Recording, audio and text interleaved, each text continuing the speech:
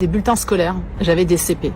Toute contente de moi, ça faisait 5 heures que je bossais dessus. J'appelle ma sœur qui était prof depuis bien plus longtemps que moi et je lui lis les appréciations.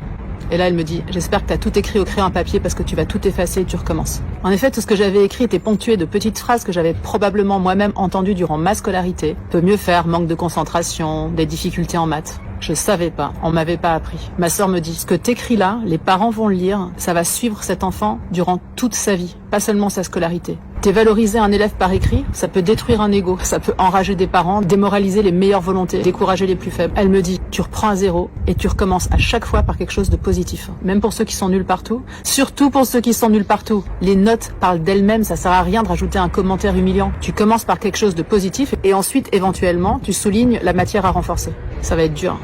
Ouais, c'est dur. Je raccroche et je m'y remets. Terence a une imagination débordante et une mémoire spectaculaire. Gabriel connaît toutes ses tables sur le bout des doigts. Arrivé à Céline, je bloque. Les maths c'est difficile, l'écriture aussi.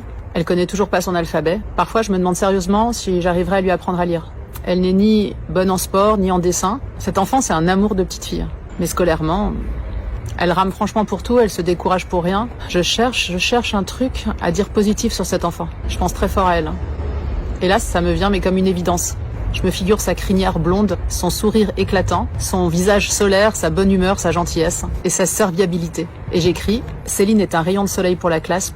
Poursuis tes efforts. Ton sourire illumine notre CP. » La semaine suivante, je remets le bulletin à son papa, qui a les larmes aux yeux.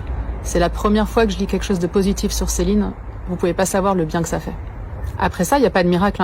Céline, elle a continué de galérer, mais elle a gardé le sourire et la bonne humeur. Motivée à bloc, elle a appris à lire et elle a pas cessé de progresser.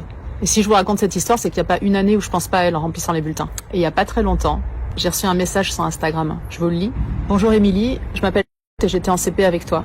Mon meilleur souvenir de maîtresse est avec toi. J'avais des lacunes comparées aux autres élèves, du mal à écrire, à lire, à apprendre et suivre les cours. Mais tu avais écrit dans mon bulletin « et le rayon soleil de la classe ». Cette phrase m'a permis de toujours garder confiance en moi et merci pour ça. Je suis hyper heureuse d'apprendre que tu continues à partager ta manière d'apprendre sur les réseaux. Merci beaucoup. Vous pouvez pas savoir le bien que ça m'a fait de lire ce message. Je m'étais sentie assez incompétente cette année-là, toute jeune prof, à me dire que je l'avais peut-être pas assez aidée. Au fond de moi, j'avais une certitude par rapport à cet enfant, c'est que quoi qu'elle fasse dans la vie, j'étais certaine qu'elle rendrait des gens heureux. Un de mes amis un jour m'a dit que sur son bulletin, son prof de philo avait écrit « élève inintéressé et inintéressant ». Je crois que ça lui provoque encore des émotions d'y penser. Le poids des mots est énorme. Et nos notes en classe ne reflètent aucunement notre valeur en tant que personne.